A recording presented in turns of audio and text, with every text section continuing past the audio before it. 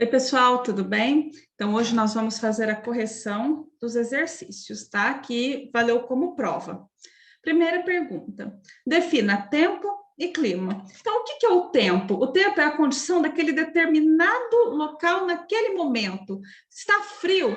Está calor? É aquele momento que vai definir o tempo. Está chuvoso? Como está, né? O clima é aquele que predomina na região, né? É um clima úmido, é um clima mais seco, né? O clima é aquilo que fica durante um bom período. Na nossa região, qual que é o clima da nossa região? Costuma ser um clima mais quente, né? Então, esse é o clima. Agora, o clima, por exemplo, em Campos do Jordão, que é uma cidade um pouco mais alta, então o clima lá é mais frio, né? Então, o clima é o que predomina por mais tempo. O tempo é o que está acontecendo naquele instante, certo? Vou apagar esse aqui, essa aqui é a resposta, tá? Na 1. Opa, cadê? Vamos aqui, anotar, aqui borracha, que eu vou apagar isso aqui, que senão vai me atrapalhar. A 2. Relacione alguns dos fatores climáticos com as frases a seguir. Correntes marítimas. O que são correntes marítimas? São grandes massas de águas de larguras e profundidades variáveis que se deslocam pelos oceanos. Lembra aqueles rios que eles falaram no vídeo que eu passei para vocês? B. Latitude, distância, medida em graus de um lugar qualquer da superfície terrestre até a linha do Equador. Então, eu tenho lá o globo, né? Tem a linha do Equador, que é onde divide o planeta Terra em norte e sul. Quanto mais para cima eu for, mais frio é. Quanto mais próximo à linha do Equador, que é onde é o meio do planeta, vamos dizer assim, onde divide o planeta ao meio entre norte e sul, mais quente é e menor a latitude. Maior, menor, certo? C. Massas de ar. A subida e a descida do ar atmosférico estabelecem os padrões climáticos de uma região. Então, essas massas de ar vão se deslocar tanto para cima, para baixo, tá? E é o que vai trazer com eles alguma umidade, alguma massa mais seca, né, para determinadas regiões. D. Maritimidade. Influência de mares e oceano nas características e dinâmicas da atmosfera. A evaporação, trazer águas mais frias ou mais quentes para determinadas regiões litorâneas. Então, a maritimidade que vai nos trazer isso. E o E, a altitude, distância vertical de uma região em relação ao nível médio do mar. Por exemplo, o nível do mar está aqui. Então, as praias, né? Lá Santos é a nível do mar, né? Então, Ipuã já está mais aqui, um pouquinho em cima, entendeu? Tem uma diferença. Campos do Jordão já está mais em cima ainda. Por quê? São cidades altas, né? Ficam em alturas diferentes. E a gente toma como base o nível do mar, certo? A 3.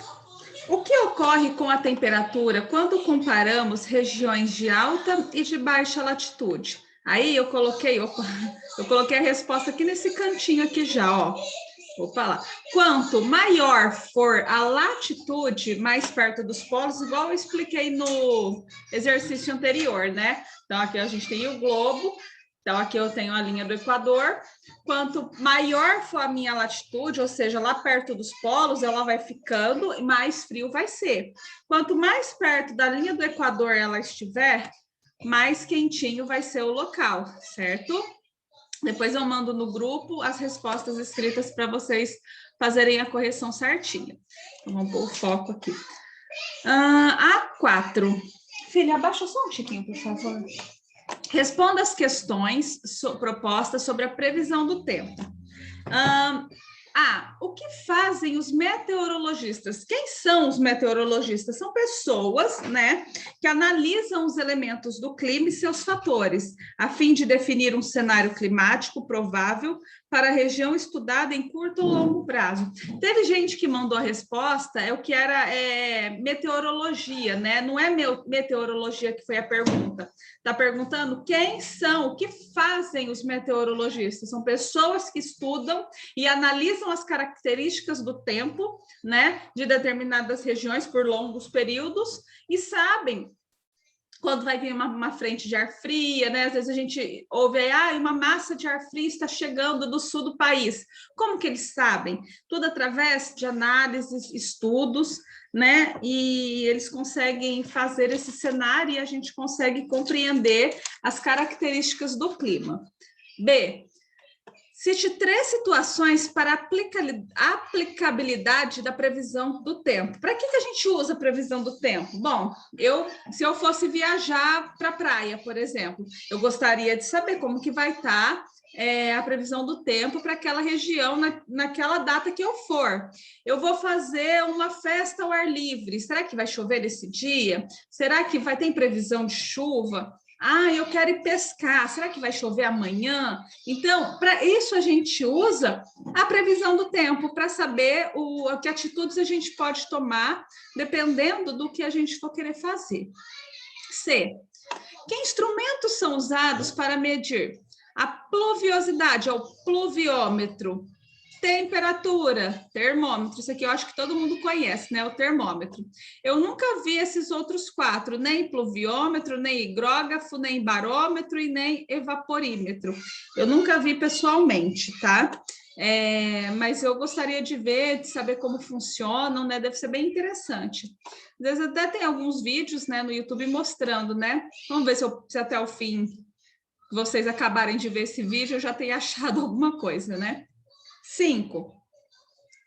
A evapotranspiração constitui a fonte de umidade atmosférica a partir da movimentação de água através do ciclo hidrológico. O que é o ciclo hidrológico? A água evapora, forma as nuvens, precipita em forma de chuva. Plantas, animais consomem, perdem água através do suor, que é a evapotranspiração, as plantas também, tá?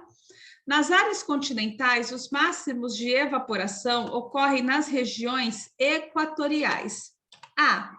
Quais fatores determinam a maior evapotranspiração nas regiões equatoriais do globo?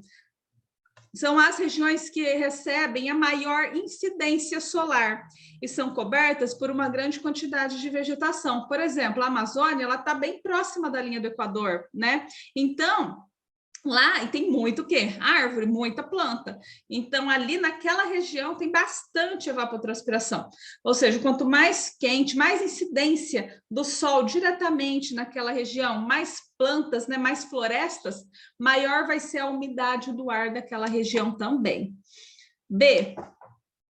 Quais são os processos que compõem a evapotranspiração?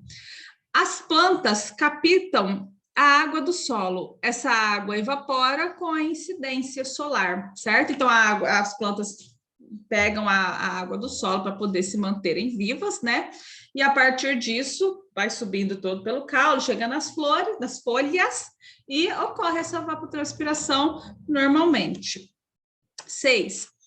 Sobre a brisa marítima, a brisa terrestre, complete as lacunas. Então, olha só, então aqui a gente tem o oceano e em terra firme, ou seja, no continente.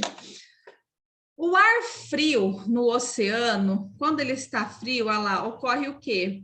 A densidade do ar frio é menor, então acaba baixando. Em altas pressões no oceano, né?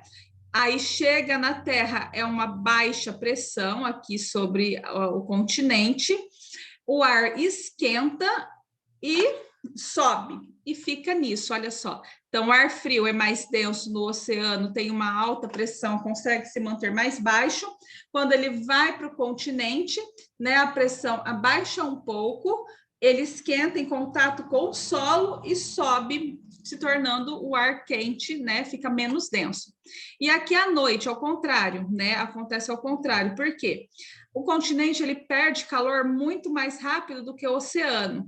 Então, o que, que vai acontecer? Aqui vai esfriar o ar à noite no continente. Esse ar frio tem a baixa pressão, né? Por causa do oceano, ele é jogado para o oceano consegue se manter um pouco mais quente do que o continente, é onde esse ar esquenta e sobe. Meio complicado, mas aos poucos vocês vão entendendo melhor.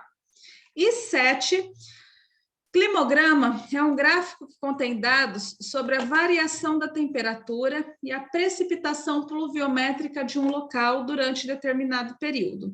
Agrupados em estações meteorológicas, vários aparelhos são usados para registrar esses dados. Observe o climograma de São Paulo e depois responda. Isso aqui é a cidade de São Paulo, tá? Não está falando do estado. Indica os 3 meses que registram as temperaturas mais altas. Então, olha aqui, ó. Esse gráfico aqui, ó, que vai do 0 ao 25, é a temperatura média mensal, e esse aqui de baixo me mostra os meses, e esse aqui me mostra a quantidade de chuvas no mês. Então, olha só. Quais são os meses mais chuvosos e de temperaturas mais altas? Coincidem, ó, dezembro, fevereiro e janeiro. Tá? Então, olha lá, ó, temperaturas mais altas.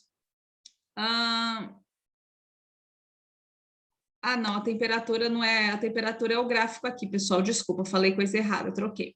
Então, aqui é chuva, tá? Então, o mês que choveu mais, olha só, lá, a precipitação é o azulzinho. Então, lá, mais chuva é janeiro, fevereiro e dezembro.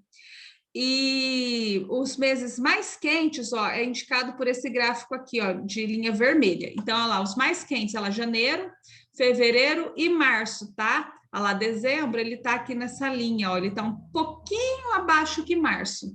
Então, os meses mais quentes, janeiro, fevereiro e março. De acordo com o climograma, como se caracterizam os meses de junho, julho, agosto? Gente, esses meses são terríveis. Frio e seco, ou seja, muito frio e pouquíssimas chuvas, né? Há quanto tempo a gente está sem chuva aqui na nossa região, né? Pode pôr aí desde maio, mais ou menos, por aí.